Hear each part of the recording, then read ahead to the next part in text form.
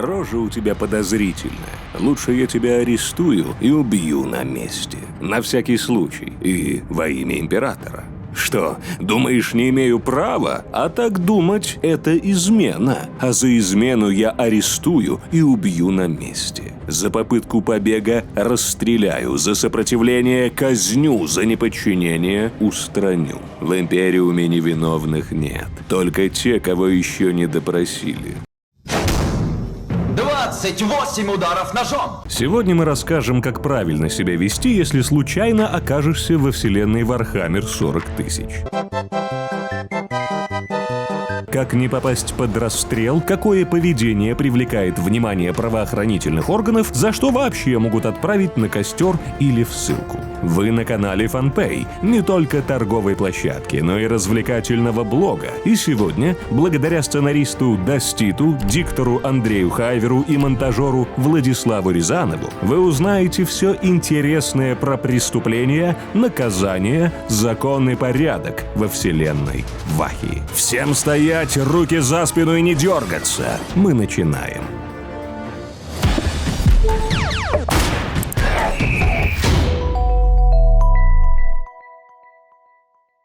В Warhammer 40 000 понятие «закон» не связано с гуманизмом, социальной справедливостью и правами человека. В Империуме это инструмент тотального контроля, предназначенный не для защиты граждан, а для сохранения порядка и укрепления веры в Императора. Нарушения закона рассматриваются как угроза существованию человечества, а следовательно караются жесточайшим образом. Сами представители правопорядка смотрят на свою работу с другой стороны. Миллионы миров Империума находится под угрозой ксеносов, демонов и еретиков. Космодесантники и Астромилитарум сражаются на бесчисленном количестве фронтов, чтобы человечество могло выжить.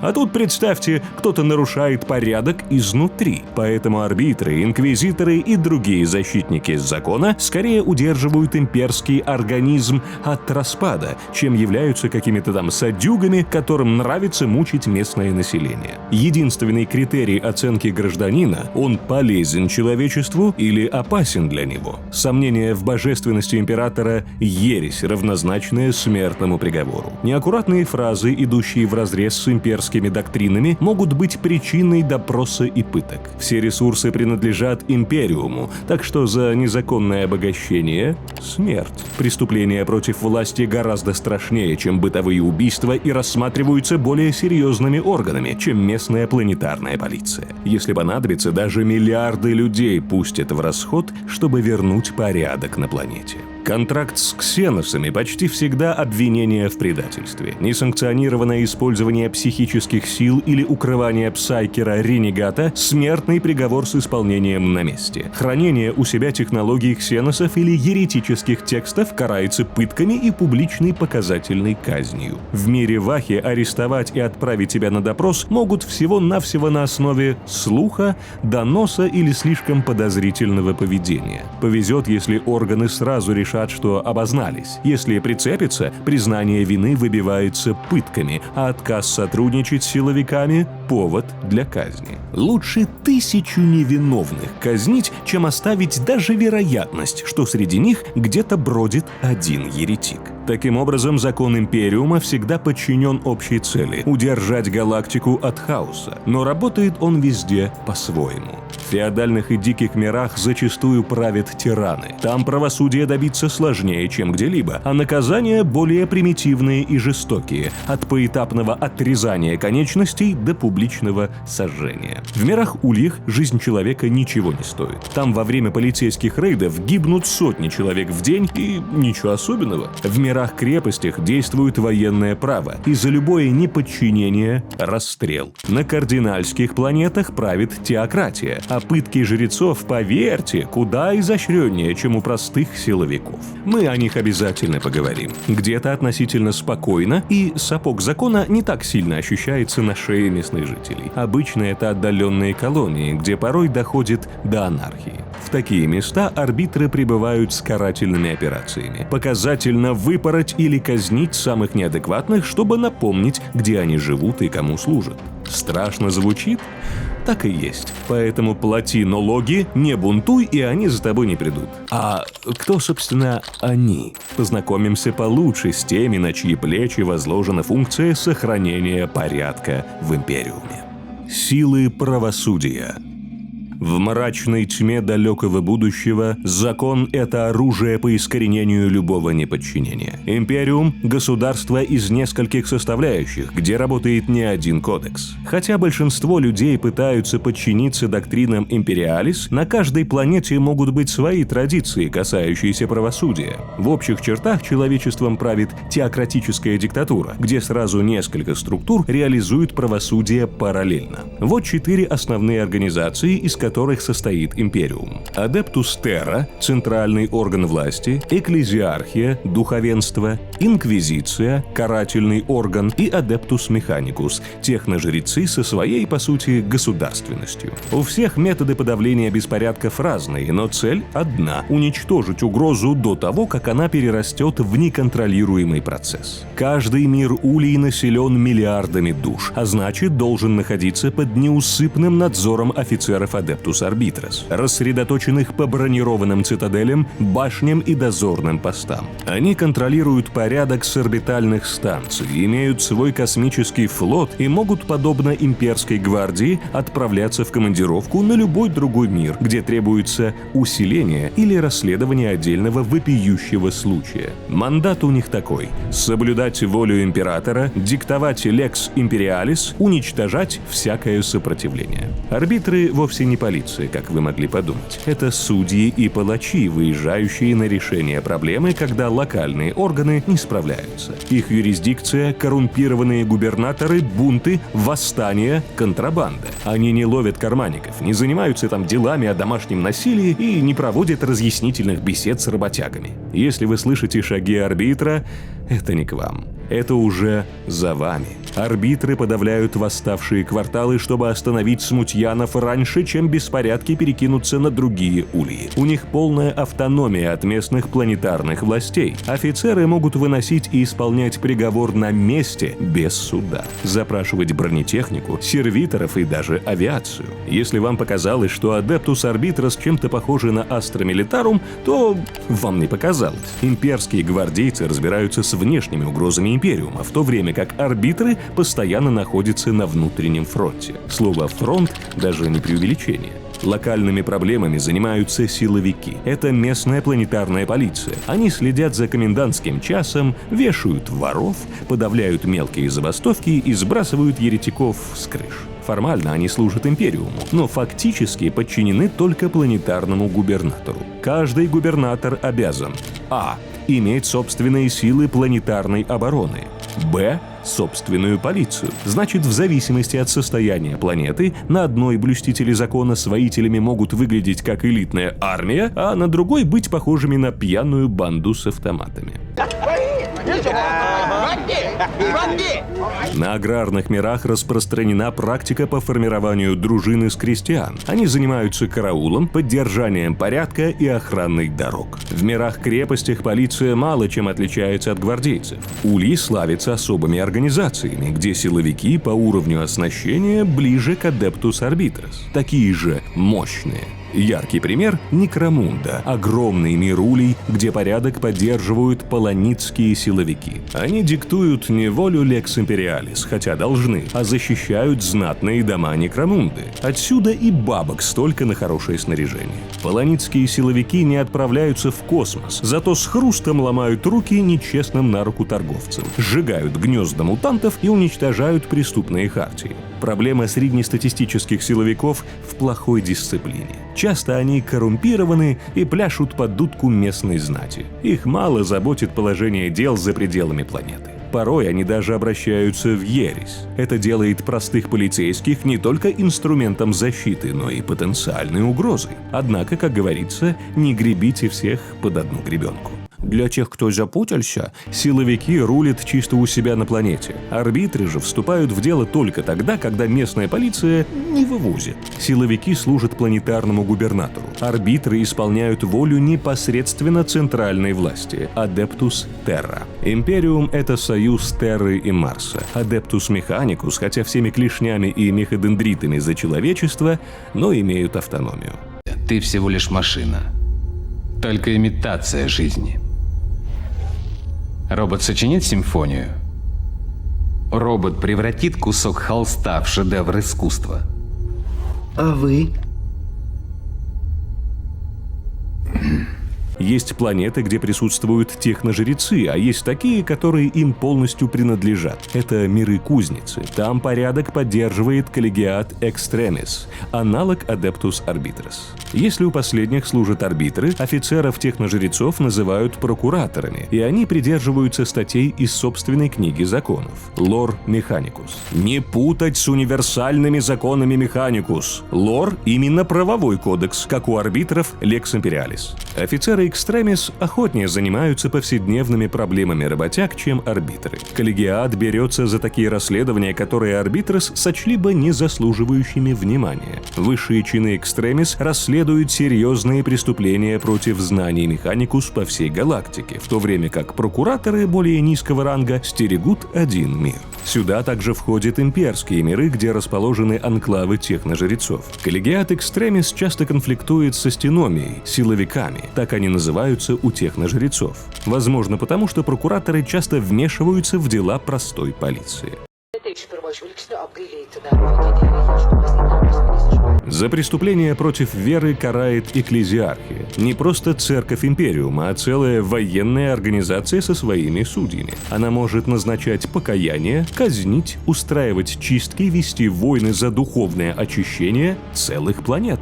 На каждом мире есть жрецы, которые следят за чистотой веры, проповедуют волю императора и записывают отступников. Священник Вархаммер не просто пастырь, он судья, свидетель и обвинитель в одном лице. Если ты сказал, что император труп на троне, тебя могут показательно сжечь заживо. В сложных случаях экклезиархии приходят на помощь монахини-воительницы адепта Сораритас, одетые в силовую броню и вооруженные болтерами. Они подавляют мятежи иноверцев, уничтожают могущественных еретиков и сопровождают жрецов. В Империуме ересь наихудшее из преступлений. Церковь устраивает собственные суды в обход Адептус Арбитрес, часто сжигая нечестивца сразу после показательной проповеди. На некоторых планетах экклезиархия полностью подминает под себя систему правосудия. Судебные приговоры там провозглашают кардиналы, а казни проводят фанатики в рясах.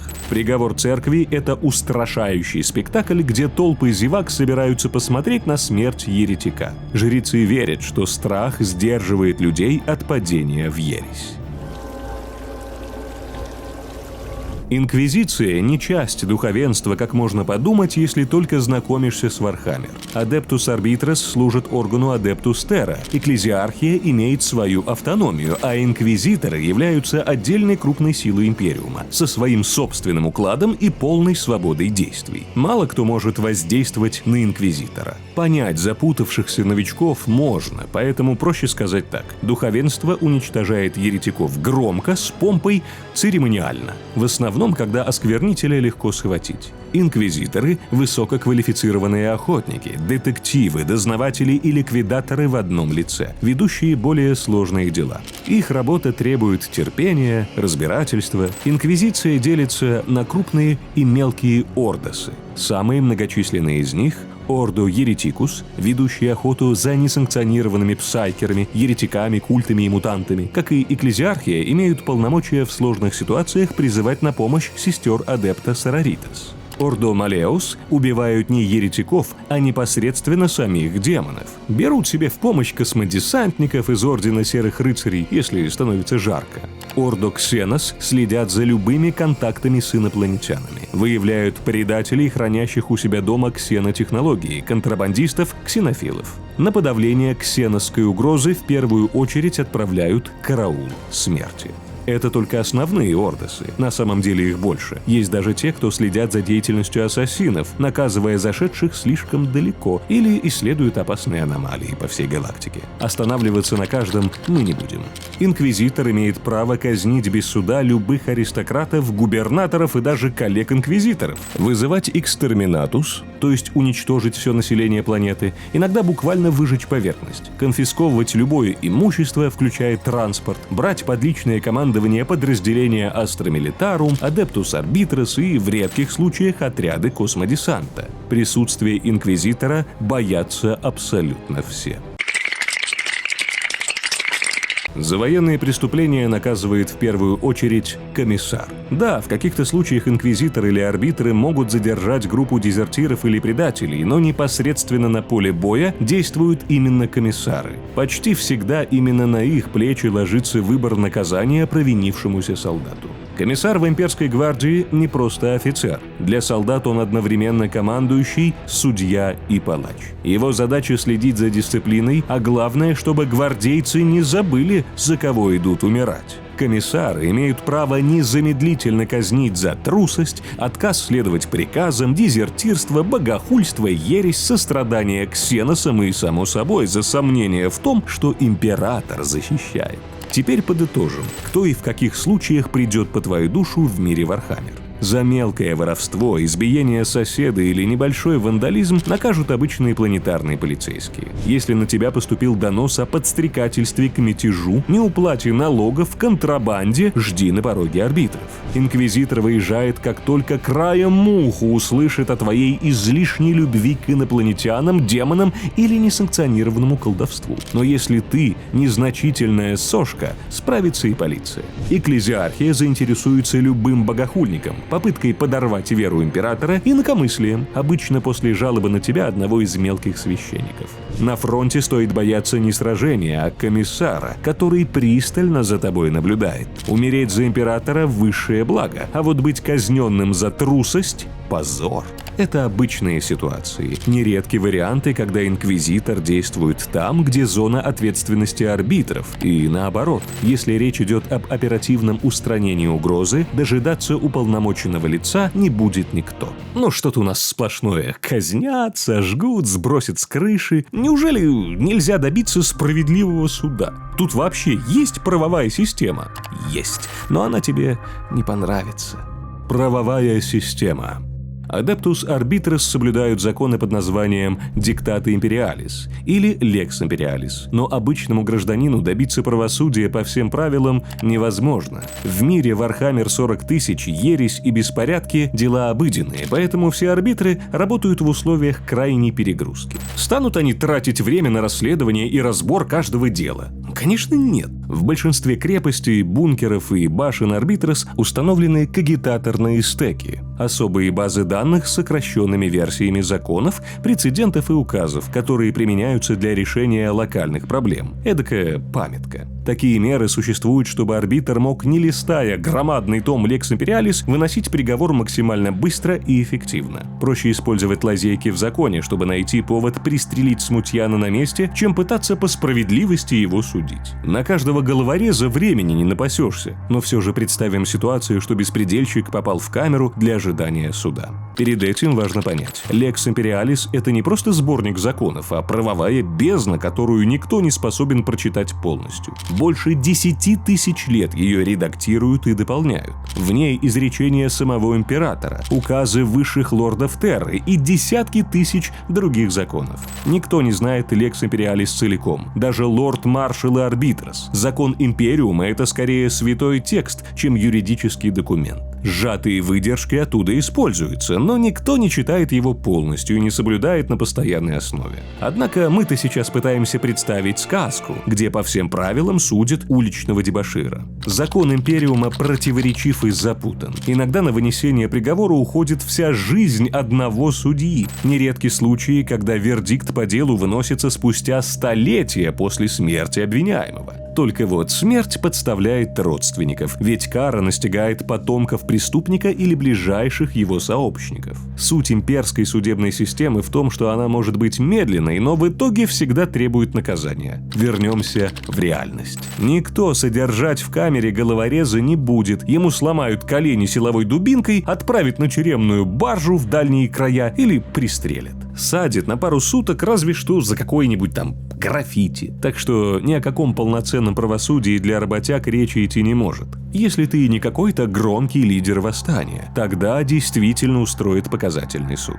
Сердце имперского закона находится в залах правосудия на Терре. Каждый день в залы поступают сотни новых документов с результатами допросов и докладами. Все они помещаются в бесконечные ряды массивных книжных шкафов. Один ряд – 10 тысяч томов. А таких рядов никто не считал. Тысячелетиями залы правосудия расширялись снова и снова, пока они не превратились в мегакомплекс с кучей этажей и винтовых лестниц. Каждый арбитр в течение своей службы старается совершить паломничество в залы правосудия. Изучение тонкостей диктатов Империалис – это священный ритуал. Те, кому удается сюда добраться, остаются на годы, исследуя древние документы.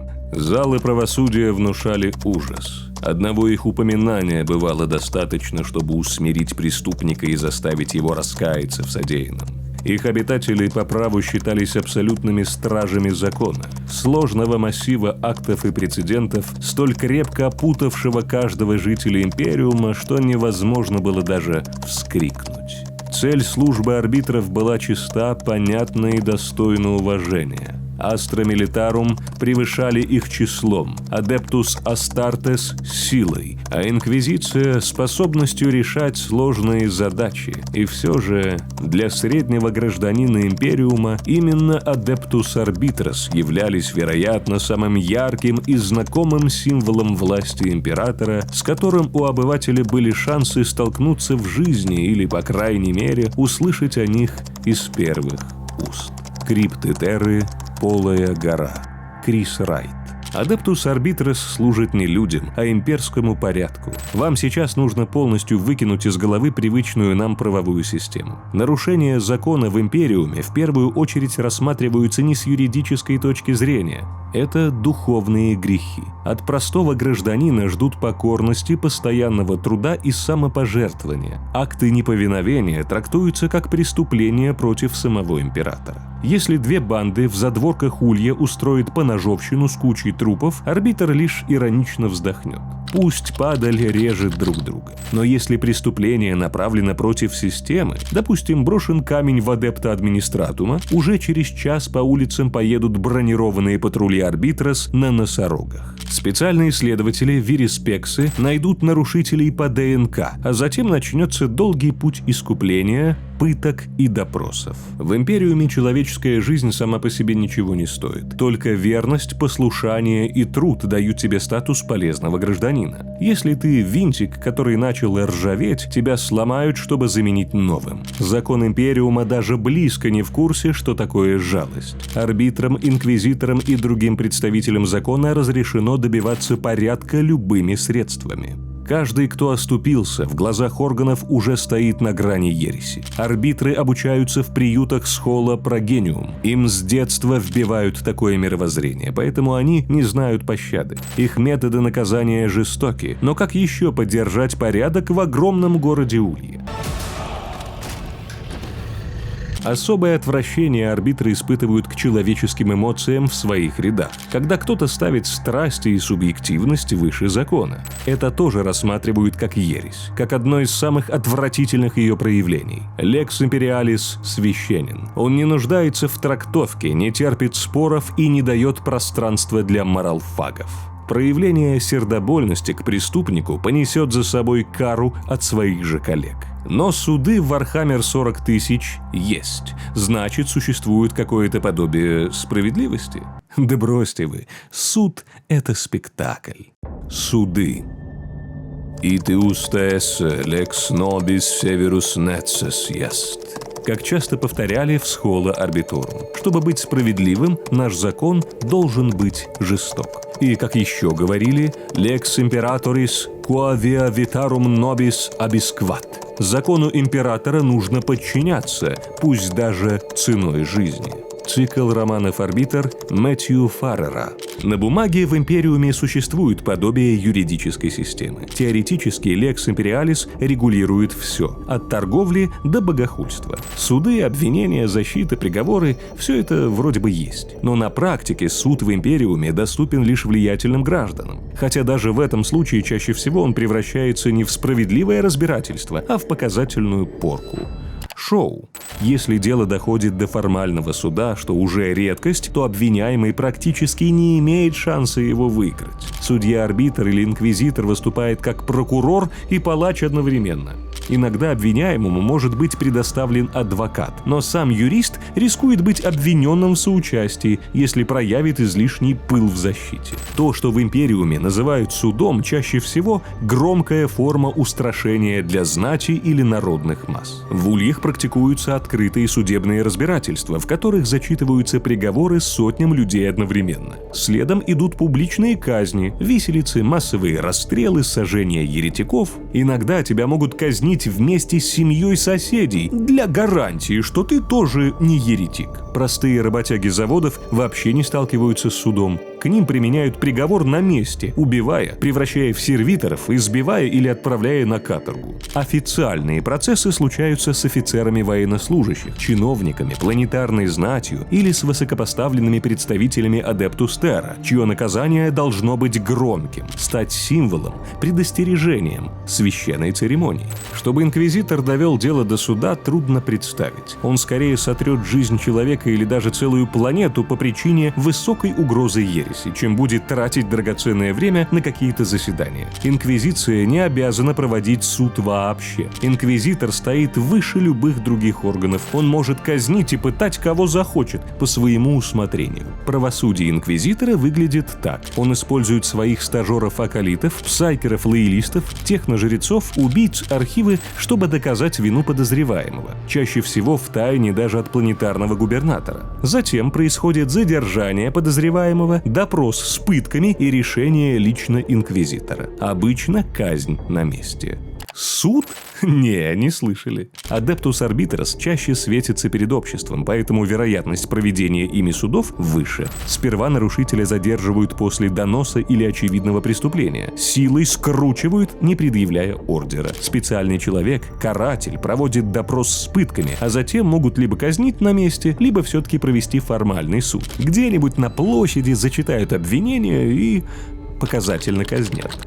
Конечно же, рассмотрены самые распространенные варианты развития событий. Иногда невиновных отпускают. Такие случаи описаны, например, в ролевых играх Dark Heresy. Одна из историй рассказывает, как в Калексийском секторе распространилась ересь абстракционизма, которая ставит под сомнение чистоту и структуру имперского закона. Арбитры, которые активно боролись с этой ересью, освобождали некоторых подозреваемых после допросов, если их вина не была доказана. Порой правосудие выглядит уникально или даже забавно. Возьмем исключительные случаи из канона. В «Призраках Гаунта» Дэна Абнета еретику Мабону Этогауру позволили жить из-за полезной информации, которую он содержал. Однако смертный приговор все же был вынесен на попозже. Практика сохранения жизни опасным преступникам не редкость среди инквизиции.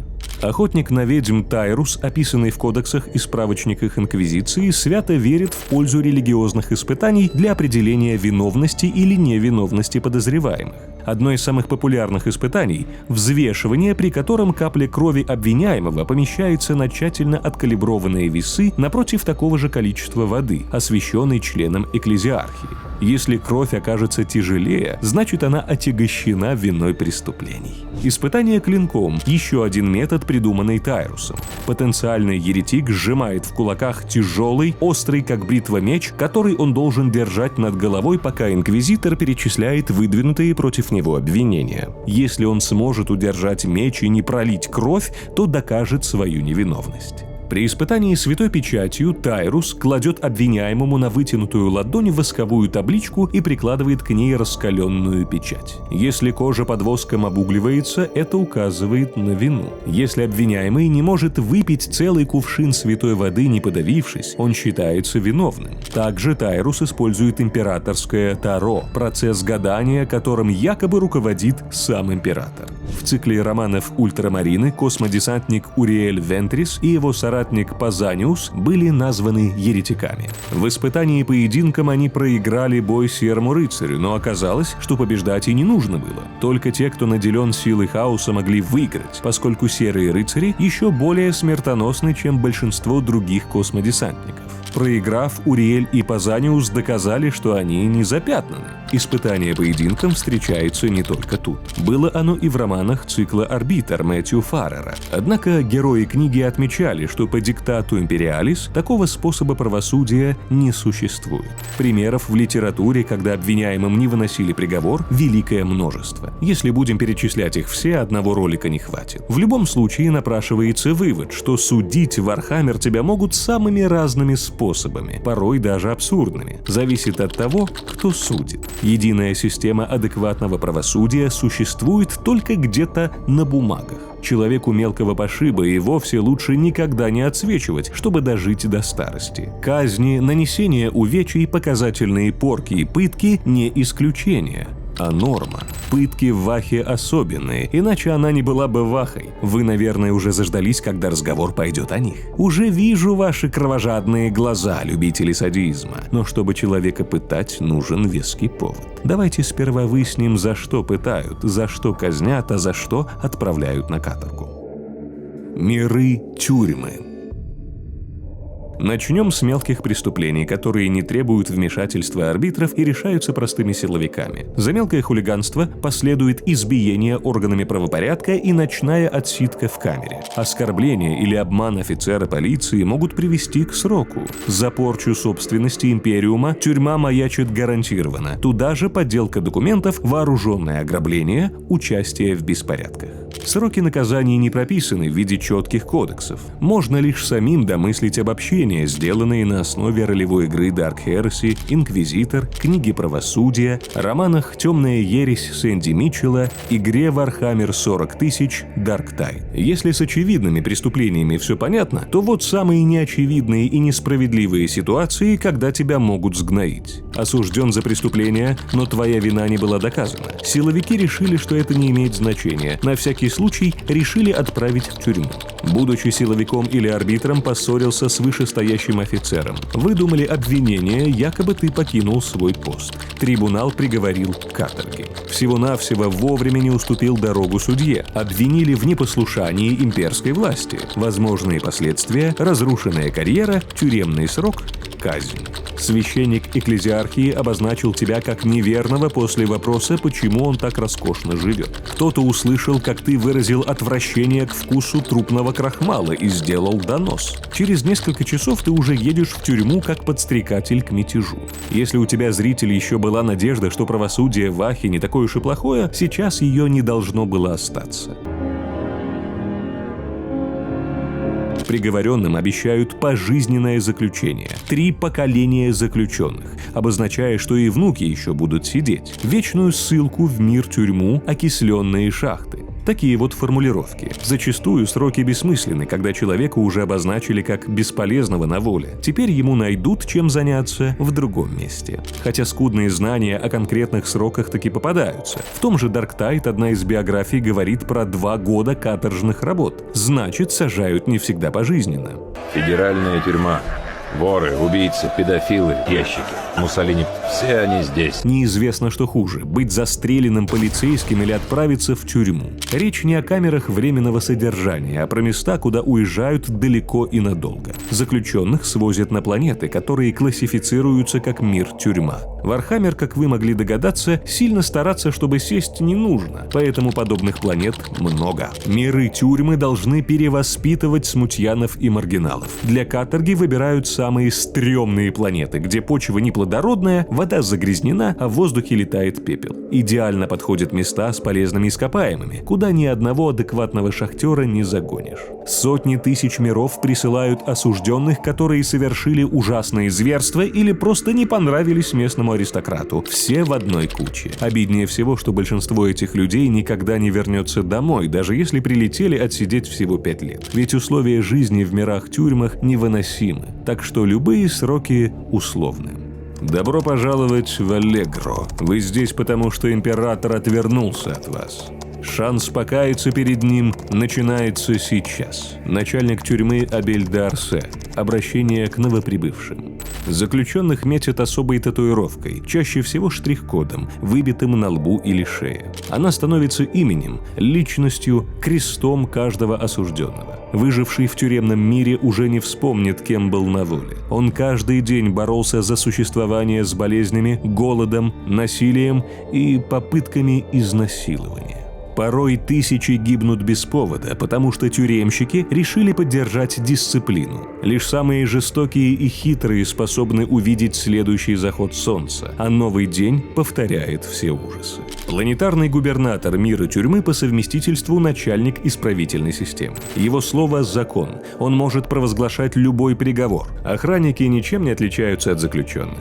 Такие же варвары. За косой взгляд каторжника могут сильно избить или прикончить. Изоляция в карцере, изнуряющий труд в шахтах, самая низкокачественная пища в галактике и постоянный надзор – это не просто тюрьмы, а места, где разрушают личность человека. Немало миров тюрем никем не охраняются и не имеют губернатора. Транспортные суда подлетают к орбите, сбрасывают капсулы с заключенными и больше не возвращаются. Внизу уцелевшие собираются в племена и возводят убогие форпосты, чтобы выжить. Порой возникают мини-города.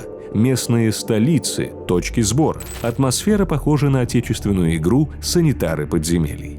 В настольной РПГ Death Watch даже подробно описана одна такая планета. На поверхность мира Ксиан в секторе Иерихон сбрасывали еретиков, преступников и дезертиров. Выживали на поверхности только самые сильные. Небо Ксиана вечно окрашено в оттенки желтого из-за серных испарений, а плотные кислотные облака не пропускают солнечный свет. Атмосфера теоретически пригодна для жизни, но с постоянным металлическим вкусом во рту и медленным разложением легких. Часть планеты, не покрытая гейзерами, заполнена ядовитыми болотами с не менее ядовитыми тварями. Население в несколько миллионов человек за века смогло адаптироваться к токсичной среде, но не настолько, чтобы их объявили мутантами. В какой-то момент планету забросили и забыли, и население Ксиана за тысячи лет сформировалось из потомков осужденных. Озлобленные аморальные дикари не были рады, когда высадились космодесантники. Офицеры Астартес скептически относились к мысли, что этих нелюдей можно привести к исправлению, но в итоге Ксиан вновь классифицировали как мир-тюрьму,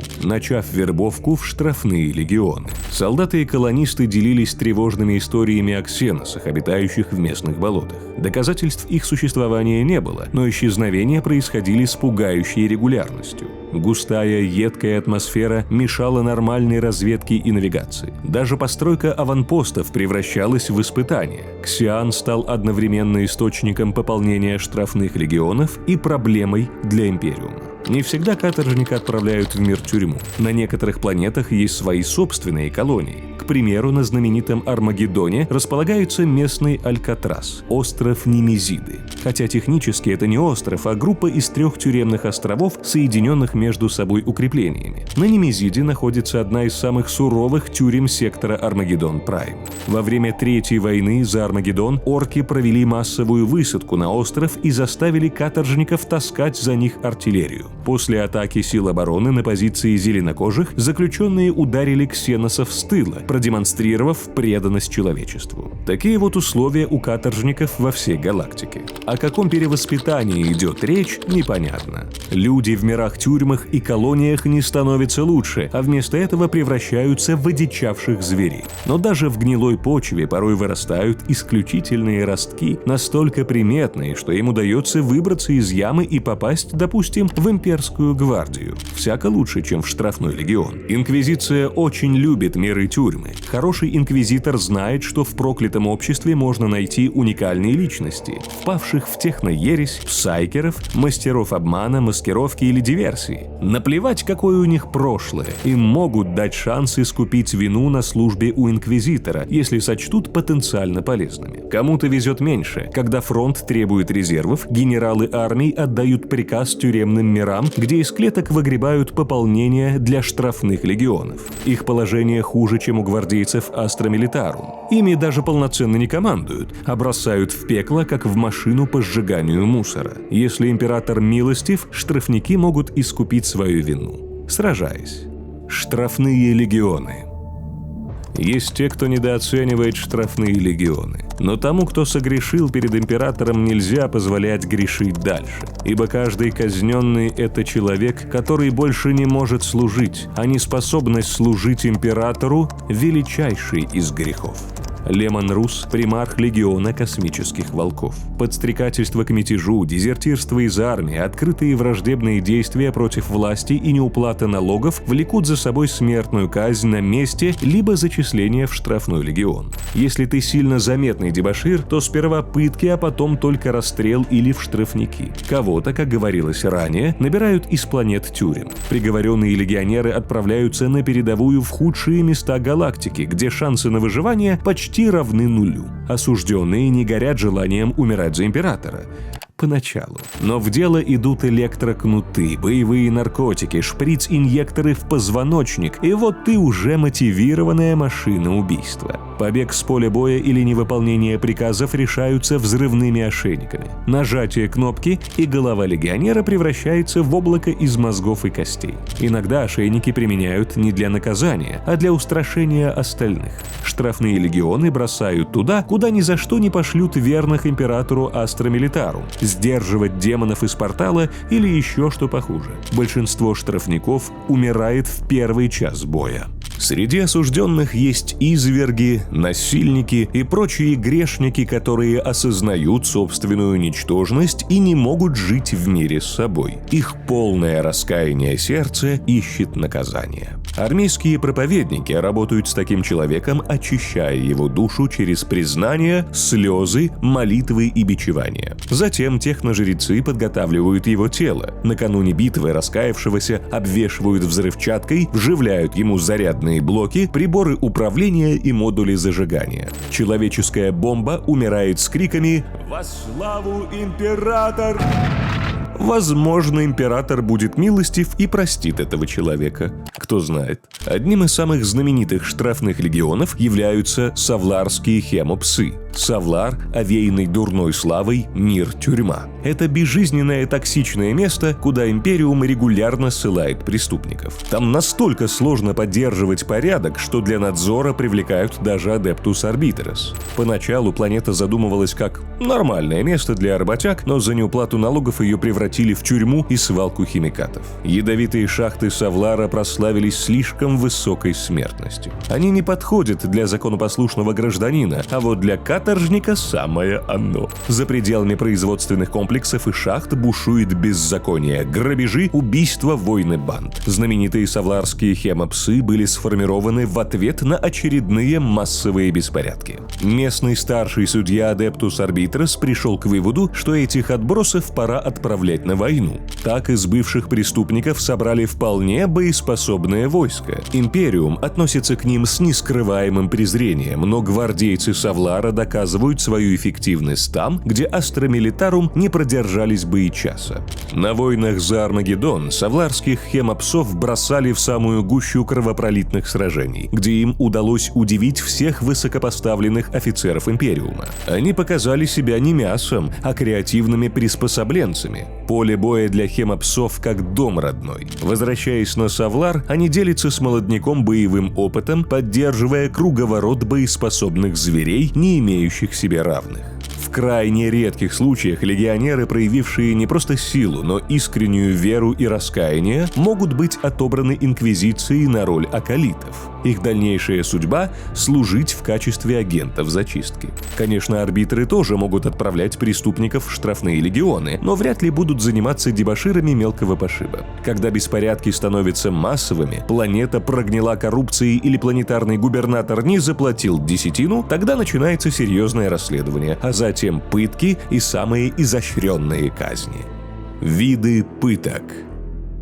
Вину сперва необходимо доказать. Адепты Вериспексы Инквизиции часто работают на Адептус Арбитрес. У арбитров есть свои детективы, но порой нужен профессионал более высшего качества. Каждое преступление оставляет след. Задача Вериспекса – обнажить цепь событий, ведущую к истине. Они наблюдают за теми, кто считает себя незамеченным, и задерживают их, если могут справиться без подкрепления. Значительная часть расследований строится на разговорах, но Вериспексы не зацикливаются на показаниях. Им нужны факты. Они прикидывают, как упала гильза и под каким углом прорезал плоть цепной клинок. Вериспекс определяет, какая температура выжгла след от лазерного удара и что за пыль такая странная на воздухосборнике украденного сервитора. Детектив пользуется кибермастифами, умеющими брать след, а также сам носит много страшных для преступника инструментов, включая сборщик ДНК. Эти эксперты – гордость судебно-медицинских академий. Их принципы основаны на доказательствах, а не на эмоциях.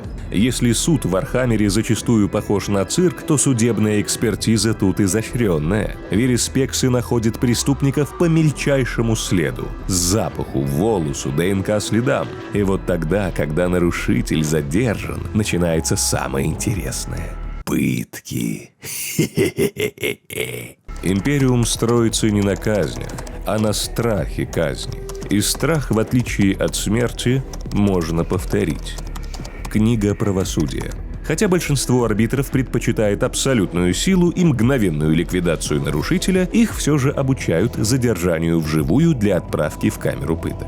Таких бойцов называют карателями. Это спецы по захвату и допросу подозреваемых без нанесения смертельного ущерба. Ну а смерти ты умолять будешь. Как Инквизиция делится с арбитром своими вериспексами, так и каратели могут работать на Инквизицию. Каратель – это охотник, который накинет на тебя электросеть, свяжет ноги, усыпит, в общем, сделает все, чтобы доставить на допрос. Они не обязательно ведут себя как громилы. Когда это возможно, каратель тихо зайдет в особняк, усыпит зажравшегося чиновника химическим дротиком и вынесет тело, даже не разбудив спящую рядом проститутку. После задержания начинается вторая стадия – пытки. Каратели многое перенимают у инквизиторов. Их допросы – это хладнокровная жестокость с использованием разных инструментов и нейростимуляторов. Специальные устройства ломают разум, но не убивают плоть. Применяются разные способы, чтобы сломать человека. Продолжительный невыносимый шум, экстремальная жара, холод, удушье, гнетущая тишина рядом с кибермастифом в одной камере. Пошевелишься, и он сделает тебе больно. Теснота без возможности согнуть ноги, запрет на сон путем постоянных побудок шумом и прожектором. Таким языком говорит закон. Активно практикуется открытое унижение. Заключенного могут допрашивать и пороть публично. Арбитры не просто карают, они занимаются террором. Даже разговоры о карателях вызывают у любого гражданина холодный пот. Они восстанавливают порядок Империума, поэтому простым штрафом или заключением не отделаешься. Когда с осужденным завершили, так скажем, разъяснительные беседы, провозглашается вердикт. Он может означать смерть, зачисление в штрафной легион, пожизненную тюрьму или в редких случаях освобождение. При любом раскладе осужденный выходит из камеры пыток овощем или психом. На его теле оставляют метку-татуировку, клеймо или вживленный в кожу чип. Нужное подчеркнуть. Где-то используются лицевые гравировки, тонкие сетки из металла, вживленные в лоб или щеки, как знак нового существования. Неудивительно, что карателей боятся. Их присутствие пугает сильнее, чем любой приговор. Дознаватели Адептус Механикус ценят пользу в людях, поэтому чаще всего отправляют виновников на переработку в сервитора. Пытки техножрецам тоже не чужды. Их мехадендриты за спиной служат не только рабочим или боевым целям. Некоторым осужденным предлагают ритуальное самоуничтожение, чтобы искупить вину перед амнисией. Каждый инквизитор носит с собой экскруциатор – портативное устройство допроса. Это складная конструкция, внешне напоминающая связку металлических прутьев, которые при активации расправляются в паукообразную форму. Прочные сегменты снабжены обручами, которые закрепляют конечности допрашиваемого, позволяя инквизитору спокойненько его пытать. В наборе с экскруциатором идет набор ножей, иглы, химикаты, наркотики, термощипцы и другие приспособления. Пытки инквизиции называются действиями или 9 стадиями допроса. Каждое действие становится все более жестоким по сравнению с предыдущим, пока задержанный не расколется. Допросы проводятся на хорошо оборудованных базах инквизиции, а экскруциаторы нужны только в полевых условиях. Действия происходят в таком порядке: устный допрос подозреваемого без физического насилия, угрозы без физического насилия, легкие телесные наказания с последующим устным допросом, легкие телесные наказания с психологическими манипуляциями, психическое давление, легкие телесные наказания, устный допрос, сенсорная или физическая депривация, интенсивное психическое давление, применение психохимических препаратов, таких как Веритас, она же сыворотка правды, ломает волю, как вариант просьба у санкционированного псайкера внедриться в разум осужденного. Беспрерывные пытки, причинение невыносимой как физической, так и психической боли. Последние попытки допроса проводятся в вербальной форме. Обычно люди не переживают допрос 9 уровня дольше 2 дней. Экклезиархия превзошла всех, хотя нечего удивляться, что в теократическом государстве именно религиозники издеваются над осужденными особенно изощренно. Аркофлагеляция – распространенная форма искупительного наказания, назначаемая экклезиархией, но исполняемая техножрецами. Она предназначена для еретиков, чью вину нельзя забыть после искупительной молитвы. Смысл этой пытки сакральный – вырвать грех из души через страдания, превратив носителя в живое, обычное одноразовое оружие. Аркофлагелянт проходит изуверский цикл хирургических и кибернетических модификаций. Он лишается способности самому управлять своим телом. Конечности обычно отрезаются, и на их место крепятся пневматические бичи, электрохлысты, пилокогти. Мозг помещают в изоляцию под герметичный шлем-ингибитор, который вещает в подсознание непрерывный поток священных образов. Литании, символы экклезиархии, лица святых мучеников. По команде этот шлем отключается, и аркофлагелянт выходит из оцепенения. Накачанный боевыми стимуляторами, он превращается в неуправляемого берсерка, атакующего все, что окажется поблизости. Другая команда возвращает его в пассивное состояние, хотя сделать это не всегда удается вовремя. Аркофлагелянты редко доживают до второго боя. Их используют в роли передовых отрядов экклезиархии. Инквизиторы, особенно радикалы, нередко требуют одного или нескольких аркофлагелянтов себе в распоряжение. Машина покаяния. Дредноут, как у космодесантников. Но у них быть водителем большого робота – большая честь, а вот в этот автомат ты залезать не захочешь. Пилотом машины покаяния становятся такие мракобесы, чья вина перед императором заслужила чего-то большего, чем аркофлагеляция. Еретик приковывается к открытому креслу в передней части машины без какой-либо брони. Только император решает, будет ли грешник прощен.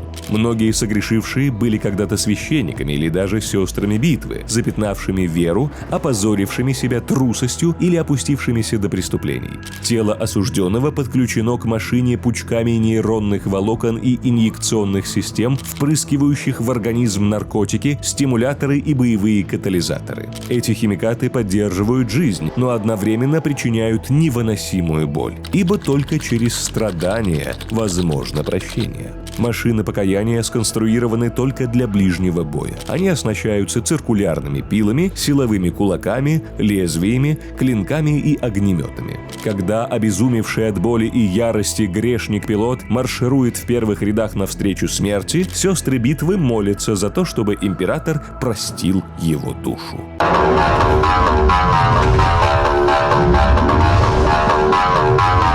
Порой согрешившие сороритас добровольно отказываются от брони и звания, облачаясь в тонкие лохмотья. Это акт самобичевания. Такие воительницы называются сестрами-репентиями. Смахивает на женский штрафной батальон, но полностью добровольческий. Кто-то наказывает себя за впавшего в ересь родственника или провал миссии. Перед первым сражением над сестрой проводится обряд. С нее срывают броню, обревают голову и выдают лишь цепной меч. Она произносит клятву покаяния, которую можно исполнить только смертью. Я далека от прощения, мне нет оправдания. Потому я предлагаю себя для покаяния. Перед императором я согрешила. И нет мне прощения, нет снисхождения, нет помилования. Сестра выходит из часовни уже не как адепта сороритас, а как изгнанница навстречу своей смерти. За репентиями надзирают старшие сестры репентии. Это полноценная сороритас, которая ведет кающихся в последний бой и наказывает за сомнения. Их основное оружие – нейрохлысты, пронизывающие плоть и разум болью. Перед боем каждая сестра репентия обязательно получает удар плетью, чтобы вспомнить о грехе, за который нужно умереть. Только император может простить. Некоторые выживают и возвращаются. Например, легендарная святая Целестина. Искупившие свои грехи возвращаются в орден и становятся святыми, иконами веры. Но таких можно по пальцам пересчитать. Остальные умирают в бою. Бесславно, но с надеждой, что император поймет, как сильно они старались. Я неоднократно упоминал стимуляторы и психотропные вещества. Они бывают не только боевыми. Наркотики.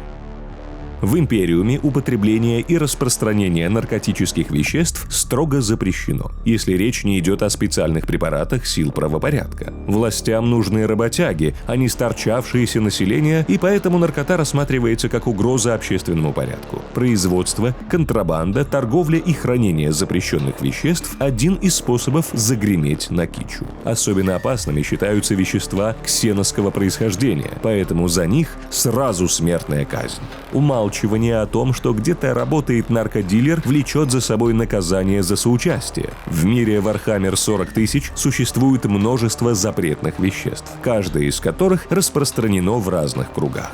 Палочки лхо – самый распространенный рекреационный наркотик растительного происхождения. Относительно легкий, похож по действию на Марию Ивановну, но привыкание все равно вызывает. Употребляется в виде сигарет, поэтому и называется палочкой. Существует также в виде трубок.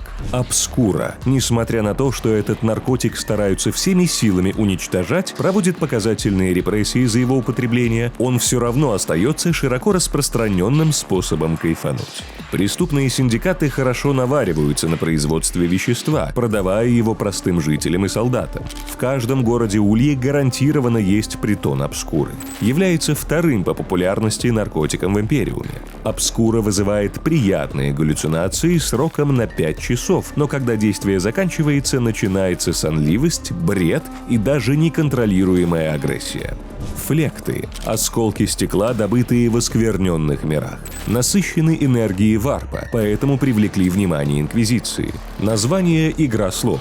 Отражение, потому что принявший дурь чувствует невероятную эйфорию, видит отражение варпа и чувствует внутри себя влияние демона. Впервые обнаружены инквизитором Рейвенором и классифицированы им как запятнанные хаосом. Ужасный демонический мед, за который тебя сразу сожгут. Тем не менее, хватает неадекватов, чтобы осмеливаться вести им торговлю.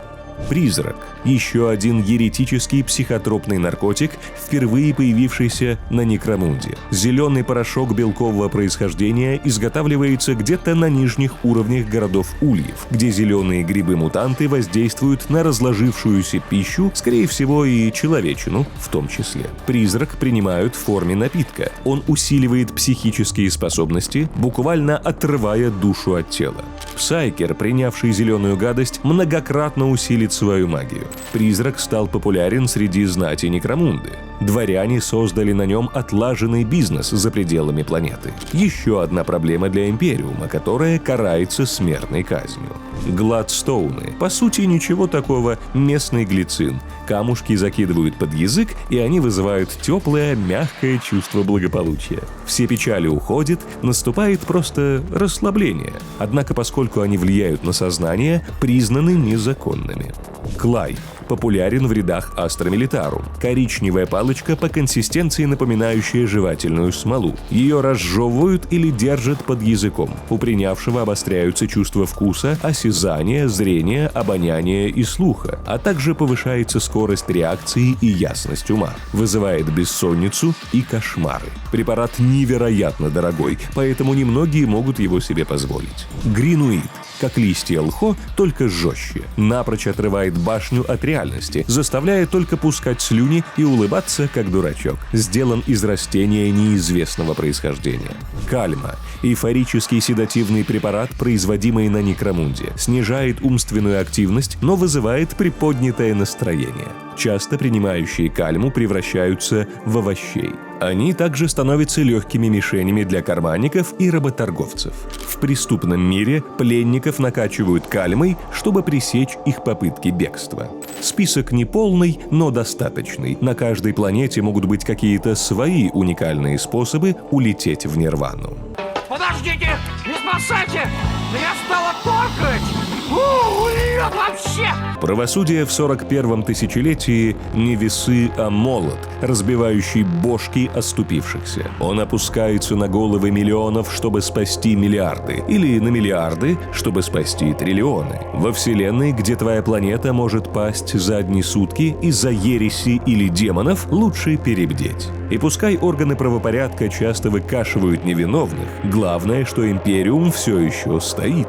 Гниет, корчится от боли, тонет в крови, но держится. Именно благодаря подозрительности всех ко всем и полнейшей безжалостности правосудия. Потому что альтернатива – вымирание человечества. Так что если ты мечтаешь о справедливом суде, адвокате, правах человека, сострадании и вообще гуманизме, ты, друг мой, предатель человечества. Пожалуйста, сдайся ближайшим органам правопорядка и прими судьбу во славу императора. А на этом у нас все. Оцени ролик комментарием и лайком, подпишись на канал, включи колокольчик уведомлений и не впади в ересь. С вами была редакция Фанпэй. Спасибо за просмотр и до встречи в других роликах.